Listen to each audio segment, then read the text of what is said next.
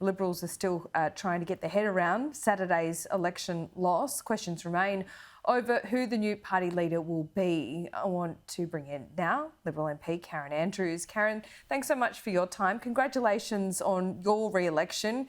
Commiserations that you have lost government. What do you think went wrong? Well, hello, Laura, and thank you for the congratulations on retaining the seat of McPherson here on the Gold Coast. Look, I don't think there was one single thing that meant that we lost government. I think there were a range of things that contributed to that. Clearly what we lost was the vote of a significant number of women, educated women who have moved away from the Liberal Party. I believe they started to move away just prior to the 2019 election, and of course in 2022 there was an exodus of women and their support for the Liberal Party. So that had a significant impact. Interestingly, when they left, they didn't all take their votes to the Labor Party. The vast majority, it would seem at this stage, took their votes to the Greens. Now, what we need to do as a party is to look at what happened at the last election, look at the things that we need to start dealing with and making sure that we are in the best possible position to set the right policies for the people who deserted us in 2022 to come back to us and hopefully support us at the next federal election. There's some within your party that have stuck their head in the sands, refused to believe that women issue. What do you say to them this morning? Well, you can't continue to stick your head in the sand. We know that a lot of women did desert our party.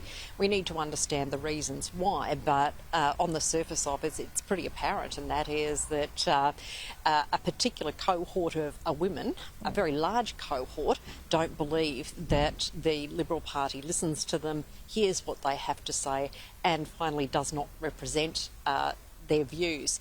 So they've taken their votes elsewhere. So we can't stick our heads in the sand. We have to be realistic about this. The loss that we sustained on the weekend was a significant loss. It was not close. We lost a lot of seats.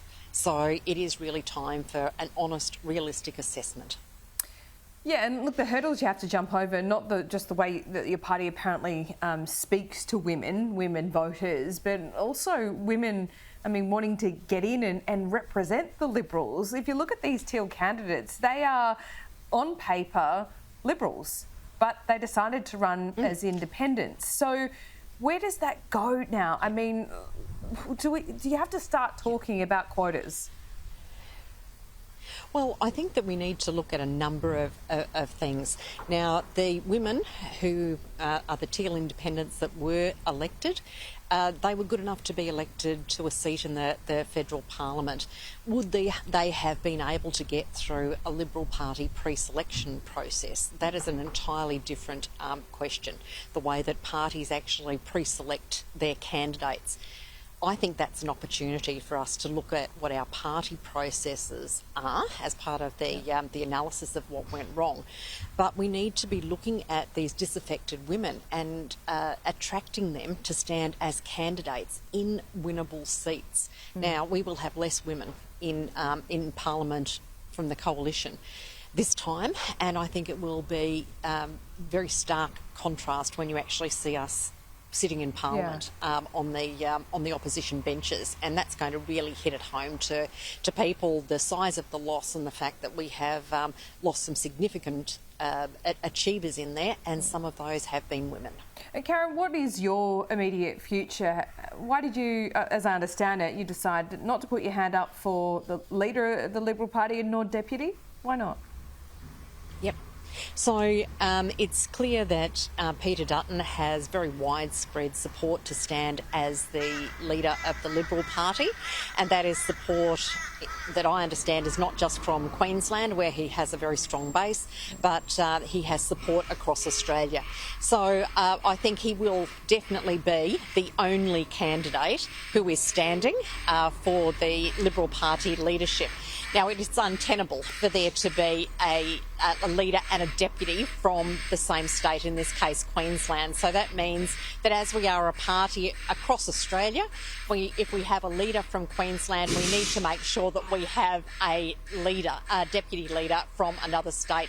And I do apologise, we do have a truck that's collecting rubbish at the moment, so there's a bit of background noise there. How pleasant. Well, you are unruffled, so we will press on.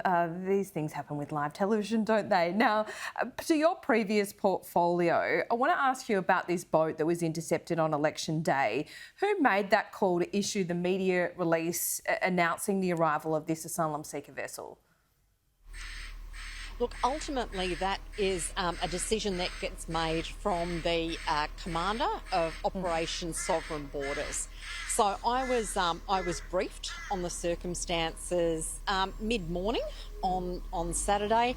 I have reassessed everything that was done on that day, and my view is that the right decisions were made to issue a statement that was very factual, and that to be issued by the commander was the appropriate thing for it to happen. That's what we would expect. But given that it was election day, the appropriate course of action was to make sure that briefings were offered to the opposition at the time. So and were they? I understand that yes, absolutely. I believe it was offered to Mr Albanese. It was definitely offered to Christina Keneally, as she was the opposition Home Affairs shadow at the time. She was briefed by the commander of Operation Sovereign Borders. That was entirely appropriate that happened, and I think in the interests of transparency, a statement from Operation Sovereign Borders briefings for the opposition were entirely appropriate. Okay.